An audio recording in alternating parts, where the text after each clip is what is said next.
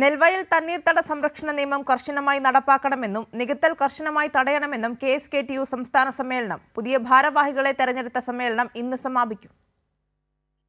വയലും തണ്ണീർത്തടങ്ങളും അനിയന്ത്രിതമായി നികത്തിയ ഘട്ടത്തിലാണ് 2008 കേരള നെൽവയൽ തണ്ണീർത്തട സംരക്ഷണ നിയമം നിലവിൽ വന്നത്. നിയമം പാസായതോടെ നെൽകൃഷിയിൽ വർധനയുണ്ടായി. 2011 UDF സർക്കാരിന്റെ കാലത്ത് നെല്ലുൽപാദനം കുറഞ്ഞു.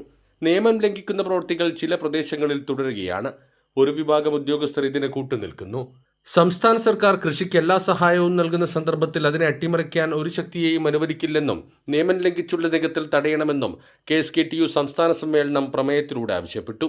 മതനിരപേക്ഷതയ്ക്കും മനുഷ്യ സഹോദരത്തിനും വേണ്ടിയുള്ള പോരാട്ടത്തിൽ മുഴുവൻ ജനാധിപത്യ വിശ്വാസികളും അണിനിരക്കണമെന്നും കർഷക തൊഴിലാളി ക്ഷേമനിധി അധിക വർഷാനുകൂല്യ വിതരണത്തിന് ബജറ്റിൽ വകയിരുത്തിയ തുക ഉടൻ അനുവദിക്കണമെന്നും പ്രമേയത്തിലൂടെ സമ്മേളനം ആവശ്യപ്പെട്ടു. പ്രവർത്തന റിപ്പോർട്ടിന്മേൽ പൊതുചർച്ച ബുധനാഴ്ച പൂർത്തിയാക്കി. ചർച്ചകൾക്ക് മറുപടി നൽകും. തുടർന്ന് പുതിയ ഭാരവാഹികളെയും സംസ്ഥാന കമ്മിറ്റി അംഗങ്ങളെയും തിരഞ്ഞെടുത്ത 3 ദിവസങ്ങളിലായി നടക്കുന്ന സമ്മേളനം സമാപിക്കും. കൈരളി ന്യൂസ്, കാസർഗോഡ്.